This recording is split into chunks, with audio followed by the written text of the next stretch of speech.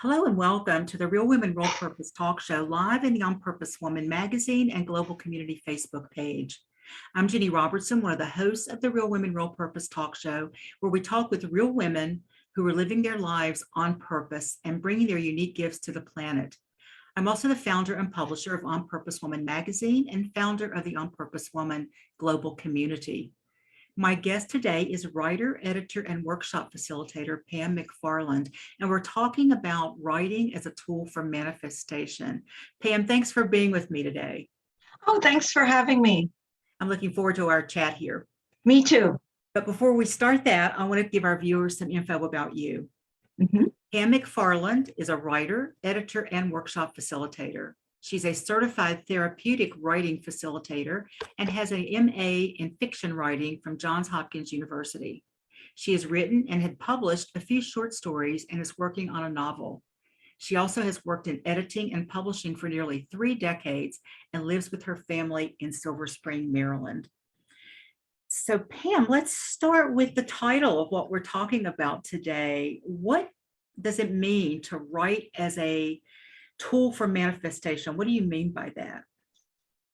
I think a lot of times we don't know, we just sort of go through life and we don't really think about it. We're sort of on autopilot, especially around midlife, or before then, we're just kind of getting stuff done and we don't really think about what do we really want. And I think that when we slow down and actually try to take some time and listen to our bodies and our intuition and write, sort of what's going on with us, sometimes we can suddenly realize things that maybe we're not like on the right path or the right course and also in terms of manifestation, I think that it's a great way to keep track of yourself over time and see if you're moving in the direction that you want to be moving in. Okay, so kind of like documenting. Yeah. Like, okay, I had this idea, I had this thought, I had this aha moment, and I want to do this now. And then as you write more about that, you can kind of see your progression. Is that what you're saying? Like an accountability almost. Like it keeps you honest because, you say, oh, I wanted to do this and now I'm doing this. It just doesn't make sense. I wanted to do this 3 weeks ago. It's a way to create the future that we want. And also when we write, things come up that we didn't even know were there, correct? Oh, yeah, all the time. It's like, I don't know, somehow you, when you're writing, like journaling or any kind of writing, actually, you've got things going on, bubbling underneath that are just waiting to emerge on the page sometimes. And I've been stunned sometimes by things that pop out, and it's kind of, I think it's that way for a lot of people. Yeah. Well, it sounds like a simple tool and it's an inexpensive tool. Yeah. Why do you think a lot more people don't do it? I think a lot of people think, oh, I'm not a writer. Right. Okay. And I work with different groups of people and some of them, they're like, oh, I hate writing. It makes me think of school. Or they're too busy. And they're like, I don't want to pick up a journal. But it only takes like 5 minutes, and a lot of times it's like anything, like, if you want to adopt like a meditation or prayer practice, you have to kind of make an effort. But Right. Once you get started with it, it's like, oh yeah, I'm glad I'm here. I'm glad I'm doing this, And there might be, like you said, some things to get over to really understand you're not going to be graded on it. Nobody else ever has to see it unless you want them to. But I'm sure there's still some old stuff that hangs out with that. I think so. Oh, go ahead. No, I was just going to say, there's also sometimes the fear that someone's going to read it, and people are afraid to put stuff down. And, I've actually worked with people that were concerned, about someone finding it, so my advice is just to hide it or just know that the people, if you have people in your family, just say, this is mine and it's private. please don't look at it. And if you have a good relationship, that's a boundary kind of thing. Right. And if you don't, that's another issue to look at, right? That's right. Yeah, if they're going through your stuff, that's another That's like issue. a violation. Yeah. Right, right. Years ago, I was teaching a workshop, and it was one of my getting out of your own way workshops. And there were about 40 people in the room, and there was a woman there I'd never met before. There were a number of people there I didn't know, and she was at the time older, so she was probably close to maybe my age now. Mm. And I went around the room and asked people to introduce themselves and why did they come. And she goes, "Well, I want to be a writer." Mm. And I said, "Do you write?" She goes, "Yes, but." And I just stopped her and I said, "Then if you write, you're a writer, aren't you?" And it was like she'd never looked at it that way before. And by the time she left that day, she was so much more full of herself than That's she was. good. She went on to do some really cool things with her writing. Mhm. But to me, it was such, on my side of the screen, it was such my screen. Wow, I wasn't in a screen, I was in a room. But in my head, it was like, well, that's a simple question. Of course, everybody's thought of that. But no, there's things that I haven't thought of that I could have used as well. But I just think that's something that I'm not a writer, I'm not creative, I'm not good at that, whatever that is. So that's the first thing you have to get over, correct? I think so. I mean, people think that like a writer, they have this like stereotype of you have to be successful, you have to be publishing, or, you have to have a certain quality about you. And that's, if you write, you're a writer. But we do, yeah, it's a limiting thing. I can't do it. And it can really hold you back. Yeah. So what, like, there's writers, there's a lot of books on how to write. Like, I don't know if you read, what's her name? Anne Lamott. Oh, yeah. Yeah. And Natalie Goldberg. And, they talk about just writing with abandon and don't worry about how good it is, because it's more about, the process, what's going on with you, even with creative stuff. Sometimes if you're writing a piece of fiction, you can be feeling things as you write and expressing it. And that's what is really the gift, Okay. not the publication or. Yes, the expressing of it is the gift. I like that. I like Mhm. that. Well, let's talk then about how writing can provide clarity and insight into maybe what we want or where we want to go with our life. Do you have any tips for how we might write looking for that? Well, I think if you have to go with like what you're feeling as you write. Mhm. So, and if day after day you're complaining about the same thing, or I hate this, or this isn't working, or blah, blah, blah, then maybe that's staring you right in the face that you need to change something. Mhm. So, so did that answer your question? I'm not sure it did.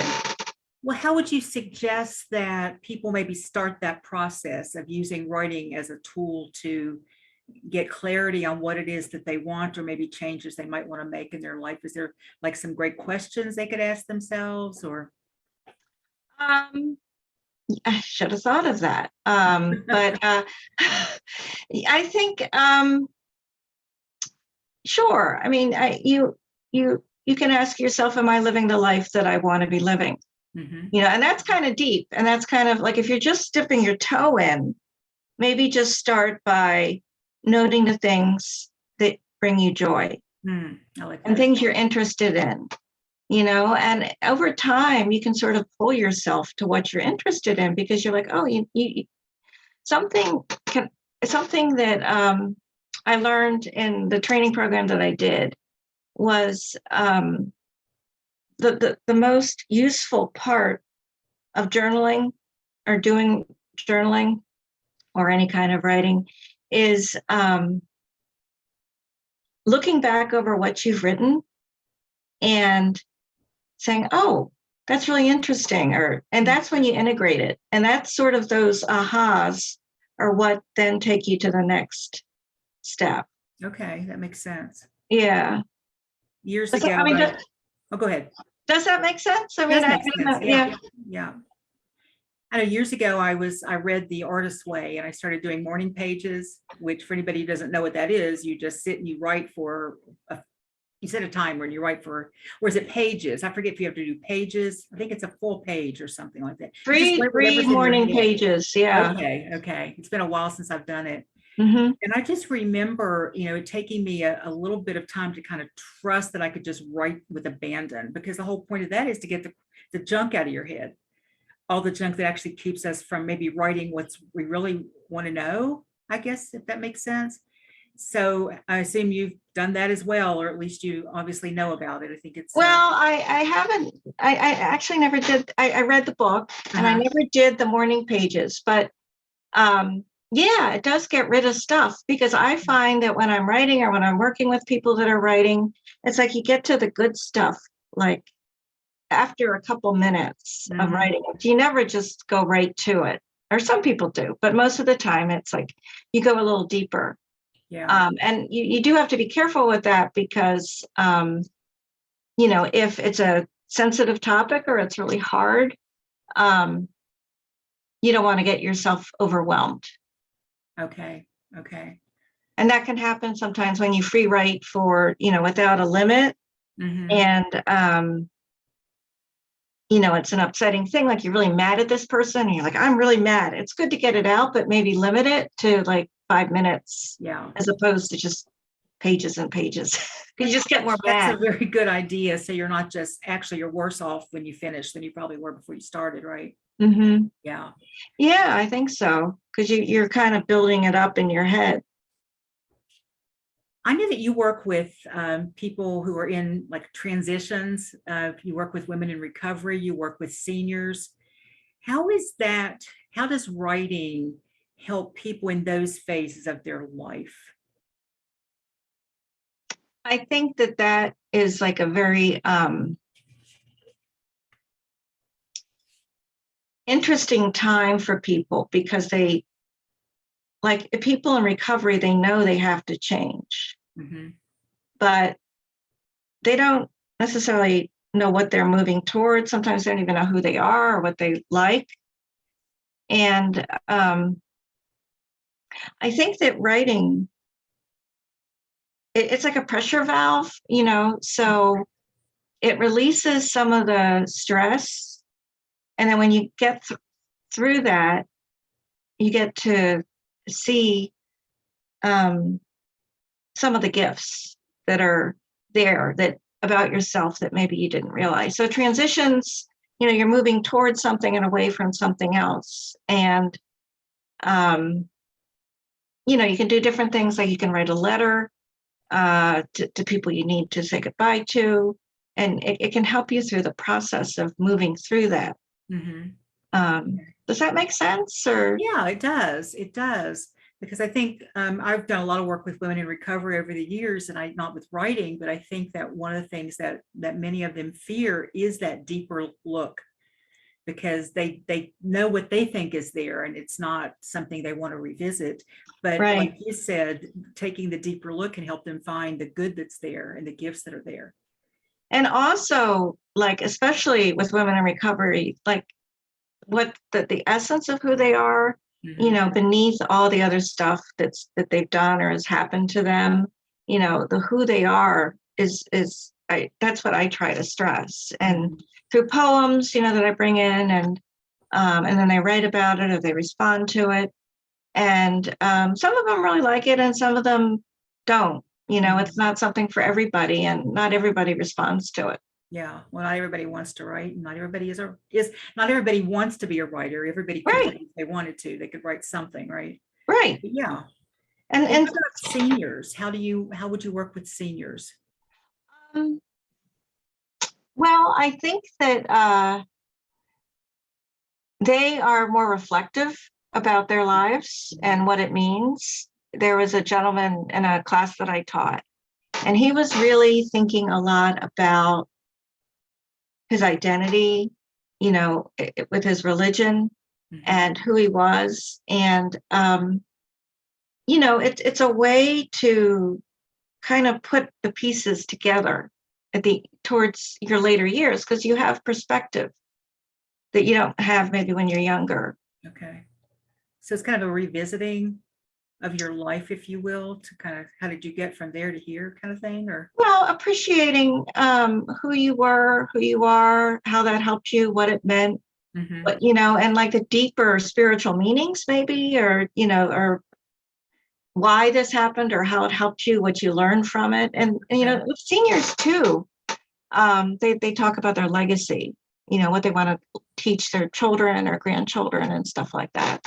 So that's a bit different, I guess, what you would write to be reflective of your life than necessarily what you would write to leave to your grandchildren or your, yeah, like more of a memoir type thing Right. I for the think family. it's more like the process. You have to do the process first, Yeah. and then you have, you can write what you want to say to them. Yeah. It doesn't have to be in that order, but Kind of do the weeding, right? yeah. And the introspective part, Mhm. some people are more attuned to that than others. Mhm. Some people just want to write funny stories, and that's fine. Okay. Okay. So you're writing a novel.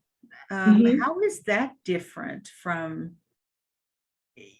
just regular writing, like what you're talking about, writing about yourself or writing about to get clarity? And, how do you use your novel writing? I mean, are you just strictly writing fiction? Is that different? Or does it also like support you in getting more I think clear on it's who you are and all that?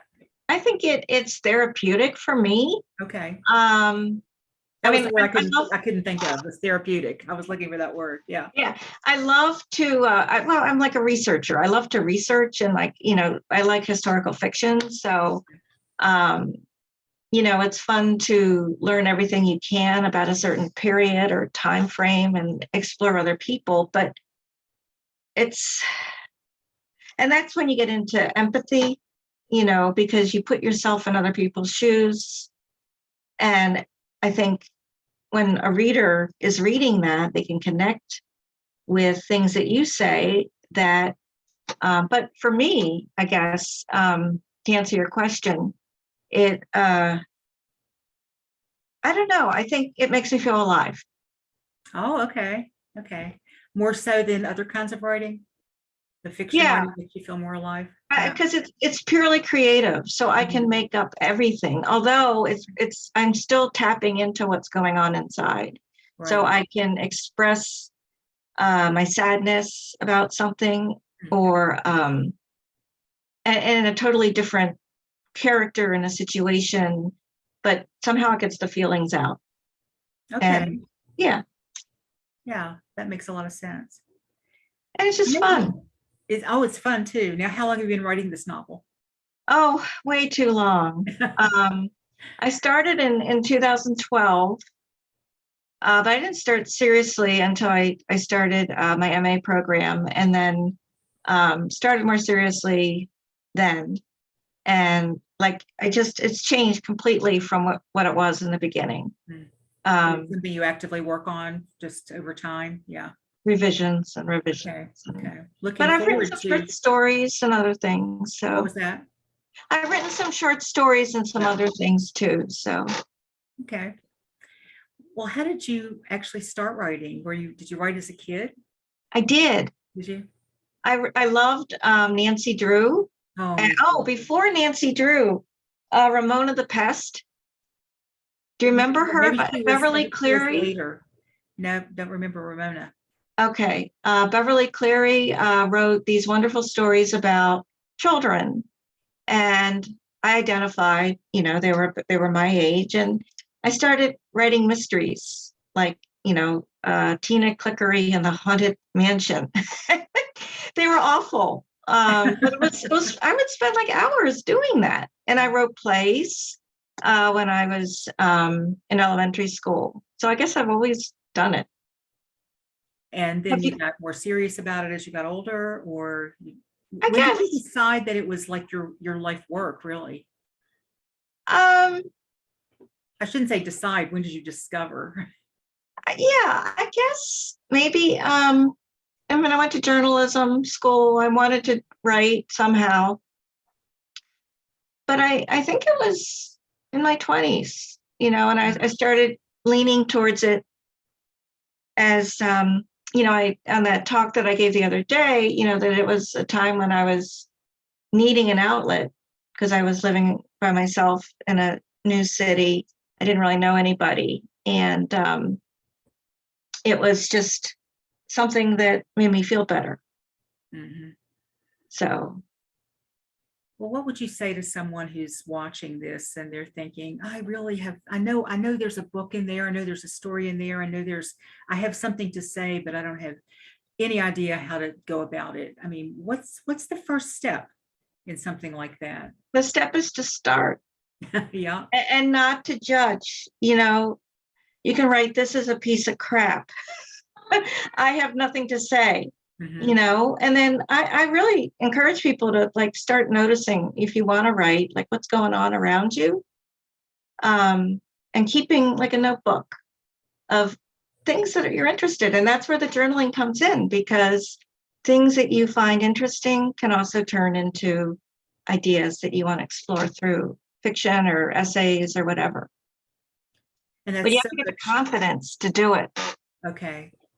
And I'm thinking that's so much more, I guess, doable, or can feel more doable than thinking you're supposed to write a book about a certain topic and sit down and start writing it, right? I mean, that doesn't happen very often, does it? You just have to come up with the ideas and Mm-hmm. see where they just, like, if you say, okay, this isn't going to be serious, I'm just going to play. Yeah. And see what, that's like sometimes when the best writing happens. And I'm not like an expert on writing. I mean, there's a lot of people that write, but I do enjoy it. I do a lot of it. So I find it very helpful. Mm-hmm. So, yeah.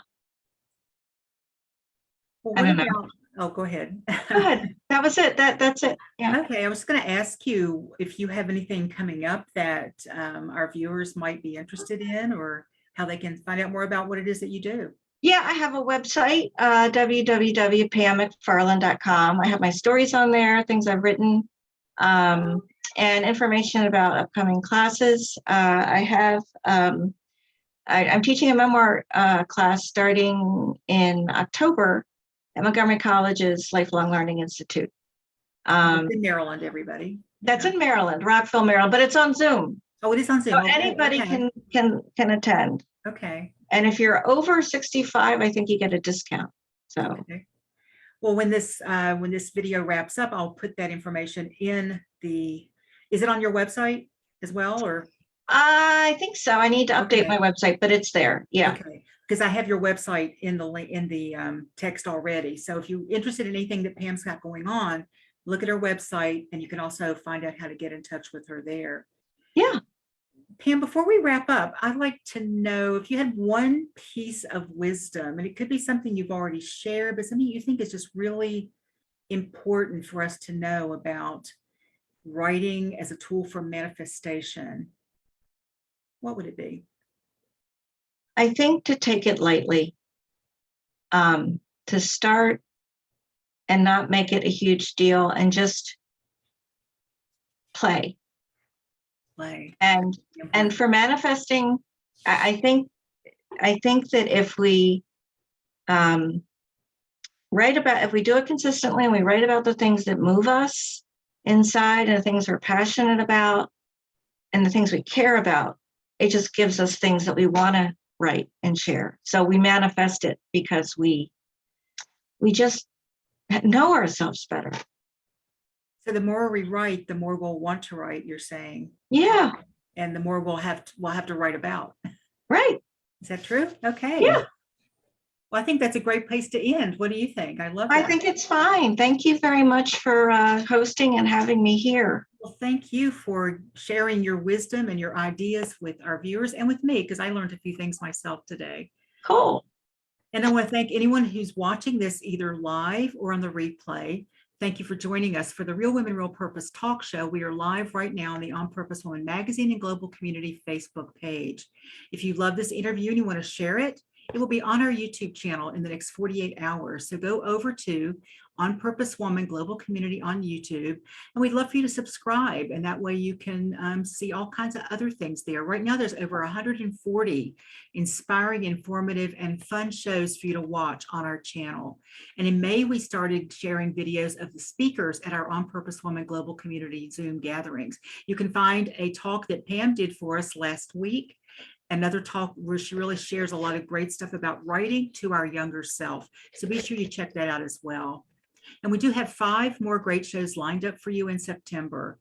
This Wednesday, I'll talk with flirting coach for women and the author of Find Your Flirt, Shelley O'Connell. We're going to share how we can flirt with our partners and enhance our relationship. And on Monday, September 19th, I'll talk with communications coach and marketing strategist Peg Duchesne about communications that count. You can always find out what's coming up on the Real Women, Real Purpose talk show by going to my website, opwgc.com, and clicking on the Real Women, Real Purpose, clicking on the On Purpose Woman magazine, and then look for the spread of the table of contents. And while you're there, check out the On Purpose Woman Global Community. Thank you again for watching the Real Women, Real Purpose talk show.